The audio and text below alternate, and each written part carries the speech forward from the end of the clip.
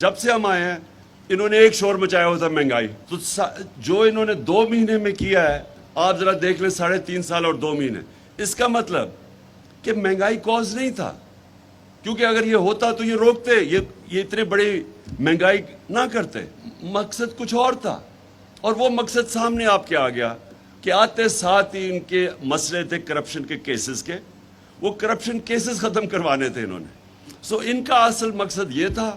America का मकसद ये था कि वो एक पालतू को ले आए ऊपर, इनके नौकरों को, और वो जो भी IMF कहेगा वो करेंगे। अब हमारे पेट्रोलियम मिनिस्टर ने जाके, जब मैं रूस किया था तो हमने नेगोशिएट कर लिया था रूसियों से कि हमें सस्ता तेल दे, हमें 30%, हमने उनसे बात कर रहे थे कि हमें तेल सस्ता दे। वो नेगोशिएट हो गया था। जब जैसे ही वापस आए इन्होंने नो कॉन्फिडेंस वो टेबल कर दी। तो वो जब नो कॉन्फिडेंस टेबल हुई तो सब कुछ स्लो डाउन हो गया। लेकिन इनका काम था, अगर इनको वाकई महंगाई की फिक्र होती तो इनको फौरी तौर पे वो रूस का जो सस्ता तेल था उसको परसू करना चाहिए था। इनका फाइनेंस मिनिस्टर कहता जी रूस हमारे पास आके हमें ऑफर दे, यानी तेल की हमें जरूरत है लेकिन रूस को कह रहा है कि हमें आके ऑफर दे। यानी असल में अमेरिका की इजाजत के बगैर ये कभी कोई काम नहीं करेंगे। अवाम पिस रही है। हिंदुस्तान 40% कम पे तेल खरीद रहा है आज रूस से, 40% कम।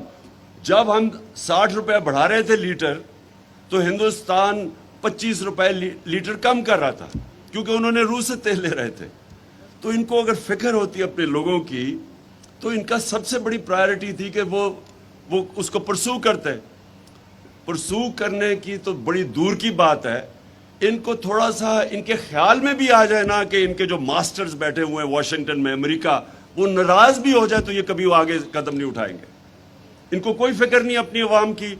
मेरी कंटेंशन ये है कि इनके दोनों के पार्टियों के सरबराह के अरबों डॉलर, रुपए नहीं, इनके अरबों डॉलर बाहर पड़े हुए हैं। ये कभी किसी किस्म का इस कौम के लिए स्टैंड नहीं लेंगे जिधर इनके डॉलर खतरे में आ जाए।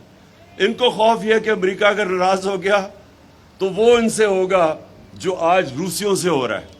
जितने रूसी ओलिगार्क्स के पैसे बाहर पड़े हुए हैं, हर रोज आप सुनते हैं कि इनका जेट ले लिया, इनकी यॉट ले ली, इनके अकाउंट फ्रीज कर दिए। ये इनको डर लगा हुआ है कि कहीं वो नाराज हो गए तो उनके पैसे फंस जाएंगे। लिहाजा बजाय रूस का तेल लेने के लिए इन्होंने अपने पैसे बचाने के लिए वो किया जो कि अमेरिका, उन्होंने हुक्म भी नहीं दिया इनको। तो इतना कि वो नाराज ना अमेरिका हो जाए, कभी कोई काम नहीं करेंगे। और मैं बार बार बताता हूं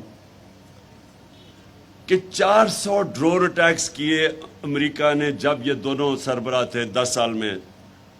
2008 से 18 तक 400 ड्रोन अटैक्स किए अमेरिका ने।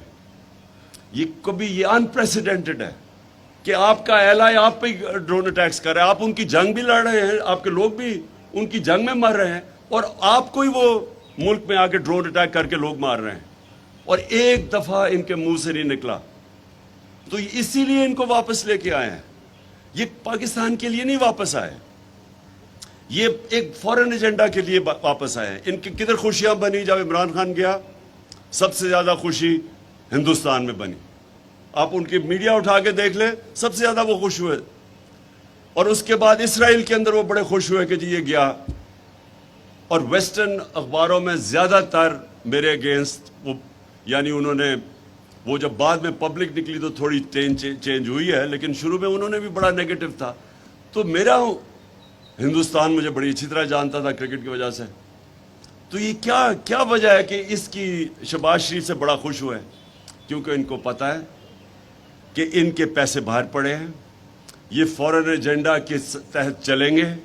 वो एजेंडा जो पाकिस्तान की बेहतरियों के लिए नहीं है, इनके लोगों के लिए, बाहर के इंटरेस्ट प्रोटेक्ट करने के लिए, पाकिस्तान की आवाम के इंटरेस्ट प्रोटेक्ट करने के लिए नहीं है।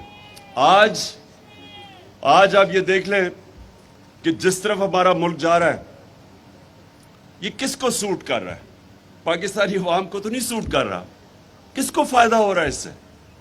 जिनका एजेंडा है पाकिस्तान को कमजोर करना, जिनका हमारे दुश्मनों का एजेंडा है कि पाकिस्तान के टुकड़े करना, ہندوستان کے ٹی وی پہ عام بیٹھے ہوتے ہیں ان کے اینالسٹ اور کہہ رہے ہوتے ہیں بلوچستان کو علیحدہ کرنا ہے. میں نے کئی دفعہ سنا کہتے ہو کہ جی پاکستان کے ٹکڑے ہونے چاہیے.